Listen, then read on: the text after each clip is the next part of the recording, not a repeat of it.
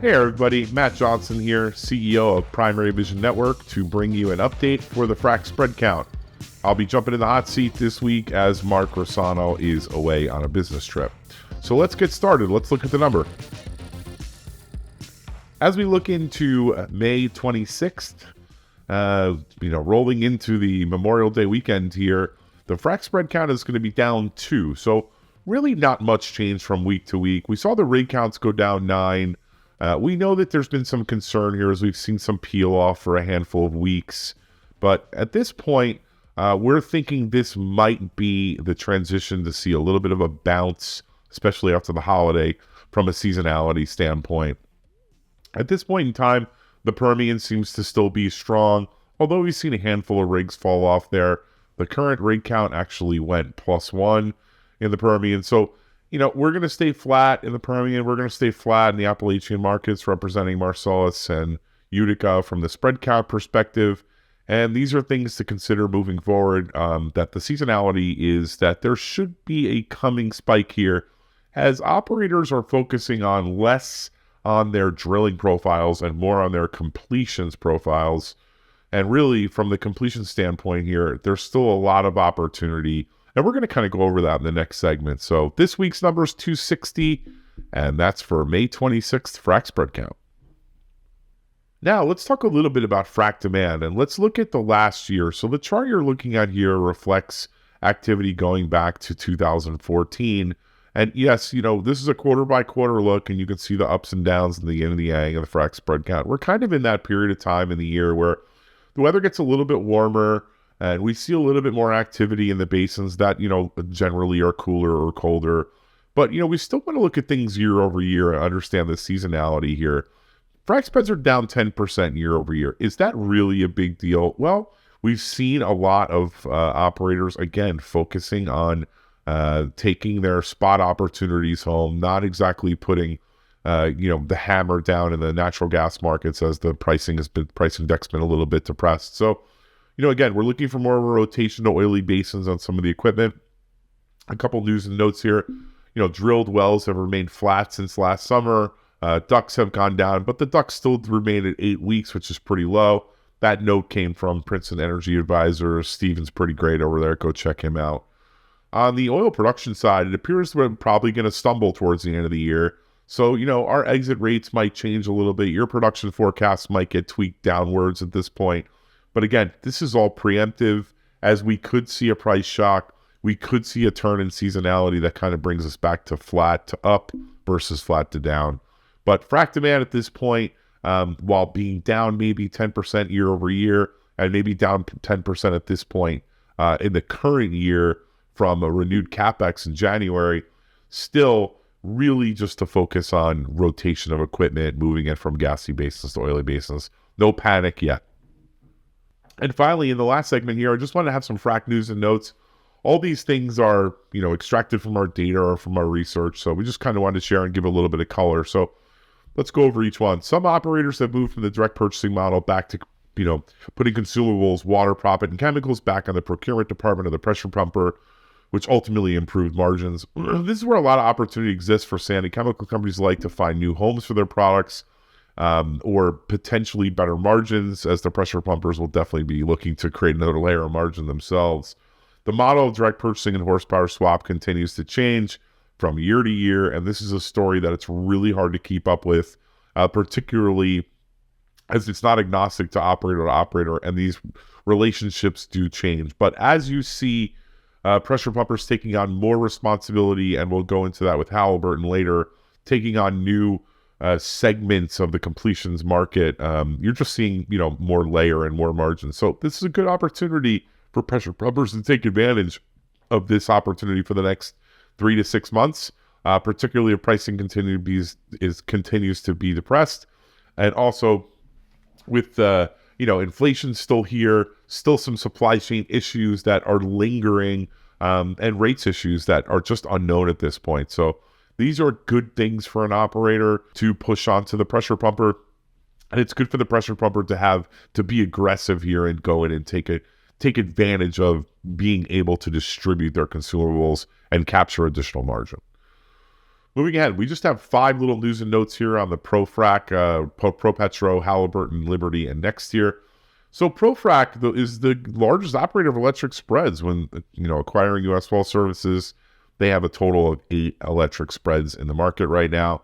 Profract just basically put out a note saying they'll grow from 42 to 46 spreads by end of the year with a focus on uniformity. I don't know how they're going to do that from, taking some of their middle tier equipment and comparing it to the electric equipment, but I think they're going to be looking to put a lot of optionality on the dual fuel side. So look for those changes from Profract. ProPetro is announced they're retiring 140,000 horsepower of Tier 2 equipment. ProPetro is definitely focused on the Permian Basin, and in the Permian Basin, they're going to replace it with, it looks like 4 additional electric spreads by the end of this year. 2 that should roll out in Q3 and 2 that should roll out in Q4.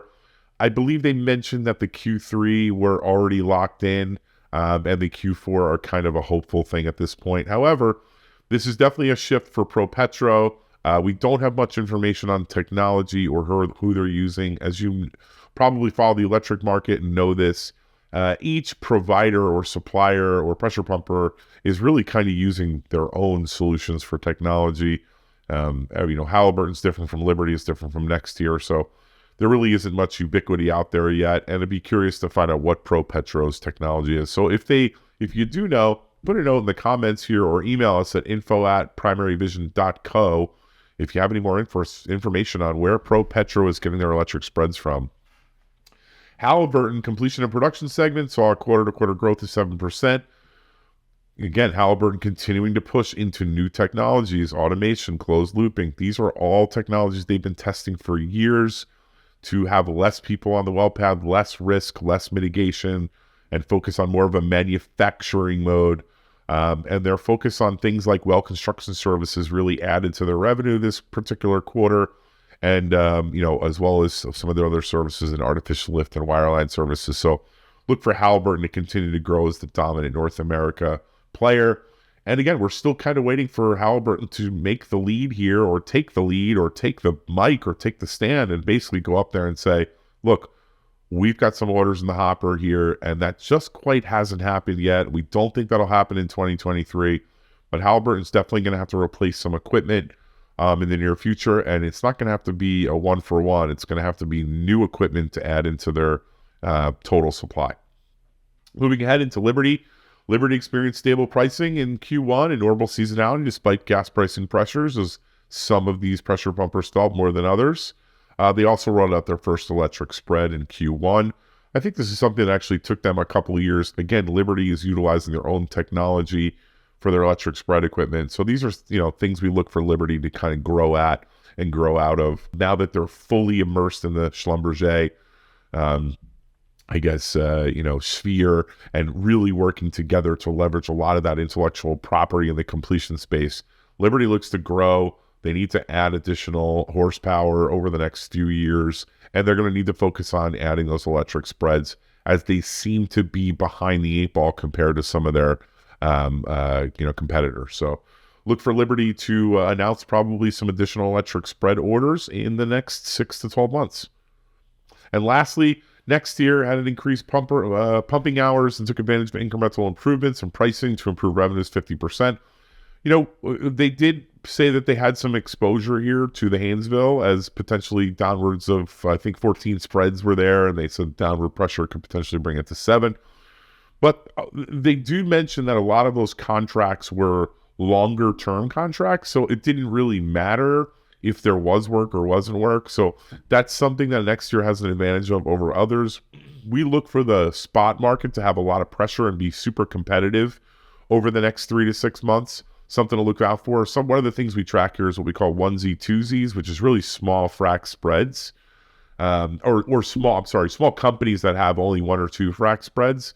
And those companies are going to provide and kind of undercut just to stay alive and keep some of their equipment moving and their people moving. So you're going to see kind of this underbelly of the business come out and stage pricing lower for some of these onesie twosies. But companies who have these long-term contracts like Nextier, because they have some really excellent technology, particularly in the dual fuel side, and they've got the supply chain locked in for that dual fuel. So look for Nextier to really kind of optimize and really get the engines operating highly. Their capacity is almost fully utilized, I believe, if not 100%. And they continue, as I mentioned here, they continue to hammer home that they have a technological edge over their competitors with more dual fuel equipment that lowers fuel costs for their operator clients. And that's what operators are looking for right now. They're continuing to stay responsible to their shareholders and also focus in on keeping those costs as low as possible. So that's really all we have for this week. I put up the YouTube here channel to remind everybody of kind of our schedule. This schedule is going to change over the next month. As Mark is going to be out, I'm going to be out. We've got a couple special surprises in the hopper. You will see the first one next week. Monday for sure, Osama will be there. On Tuesday, we're going to have a special show that I can't really announce quite yet, but we're going to put it out on Tuesday. And Wednesday and Thursday of next week, there will not be an EIA update or an economy update. On Friday, I believe Mark's going to be able to do the frac spread count, but we're crossing our fingers that the airline industry gets him from where he needs to be back to his office so he can film. That's all I have for this week's Frac Spread Count show. Thank you so much for listening. Please like, share anything you see in this video you like. Please comment. Anything you don't like, comment or video or email us. The information's right there on the slide. And also, too, have a wonderful Memorial Day weekend. Stay safe. Enjoy a hamburger or hot dog with your family or your friends. And we'll touch base with you next week. Have a great holiday weekend. This is Matt Johnson from Primary Vision Network. Thanks.